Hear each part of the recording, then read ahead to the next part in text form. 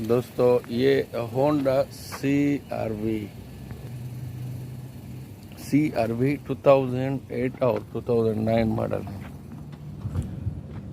इसमें क्या मसला है था, इसको हमने रिपेयर किया तो मैंने सोचा आप लोगों के साथ इंफॉर्मेशन शेयर करो, क्योंकि ये चीज़ आजकल सब होंडा गाड़ियों में ये मसला आता है।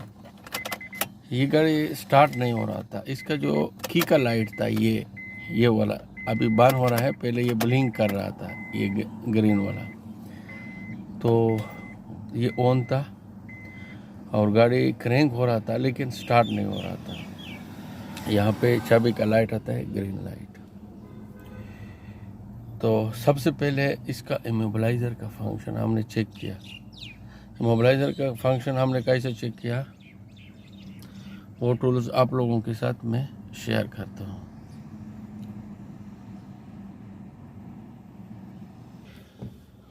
तो मैंने इमोबिलाइज़र का फंक्शन इस डिवाइस से चेक किया। ये बहुत सस्ता है, चीप है, ये हर इलेक्ट्रिशियन के पास होना चाहिए। तो इसको की टेस्टर एंटीना बोलते हैं।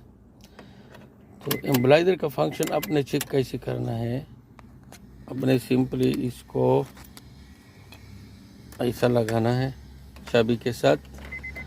जब इसको आप ऐसा लगाएंगे और स्विच को ऑन करेंगे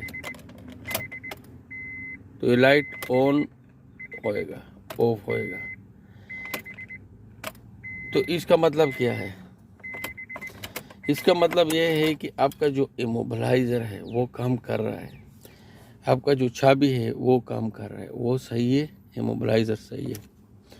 मसला या तो प्रोग्राम में है, क्योंकि यहाँ पे लाइट आता है चाबी का, डायरेक्ट आता था लाइट, तो या तो इसका मसला है कोई प्रोग्राम में, या कोई दूसरा फ्यूज़ का भी मसला नहीं है, क्योंकि अगर फ्यूज़ का मसला होगा तो ये लाइट ब्लिंक नहीं करेगा।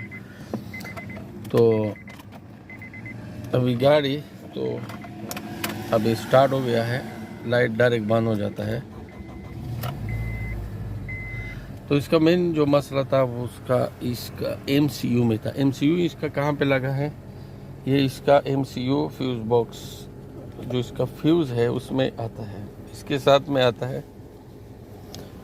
और ये है, ये इसमें सिक्योरिटी आता है। तो इसमें अजीब बात ये था कि इसमें कोई कोड भी नहीं आ रहा था कि हमको ये मालूम हो सके कि इसमें क्या मसला है। तो ये इसका MCU है, फ्यूज़ बॉक्स के साथ आता है। कभी भी आपने सिक्योरिटी को चेंज करना है तो इसके साथ ये लाजम चेंज करना है। अगर ये सही है तो फिर कोई बात नहीं, लेकिन ज़्यादातर होंडा में ये ख़राब होता है। इसमें ज़्यादातर 90% इशू इसका आता है।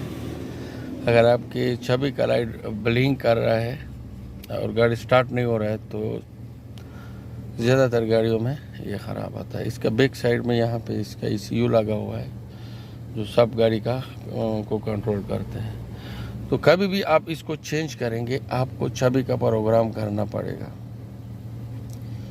इसको कभी भी आप चेंज करेंगे आपको चाबी का प्रोग्राम करना पड़ेगा। तो इसके अंदर में खुद एक फंक्शन आता है की registration, ECM PCM change, immobiliser change, या ये MCU या MCC या जो भी है ये चेंज, तो ये इसमें आता है।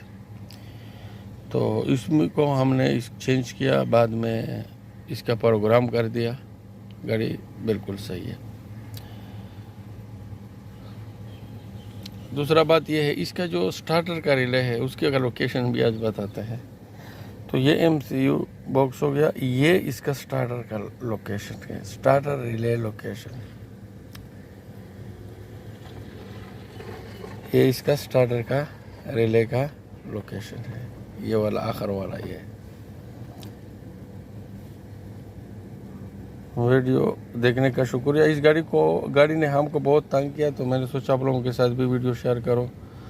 हमने इसका एक एक वायर खोल के चेक किया। बाद में आखिर में इसमें जब चेक किया तो इसका बैक साइड में थोड़ा पानी के निशान थे। तो फिर मैंने, क्यों इसमें कोई कोड नहीं आ रहा था, तो मैंने ऐसे बस कस्टमर से कहा कि इसको चेंज करेंगे। ये कनेक्टर में थोड़ा थोड़ा पानी के निशान आए हुए थे, तो चेंज किया, प्रोग्राम कर दिया और गाड़ी सही हो गया। तो इसको चेंज करने के साथ आपको प्रोग्राम करना पड़ेगा। इसका इमोबिलाइज़र चेंज करने के साथ के बाद भी आपको प्रोग्राम करना पड़ेगा, और इंजन ECU को चेंज करने के बाद भी आपको प्रोग्राम करना पड़ेगा। वीडियो देखने का शुक्रिया। Thank you for watching.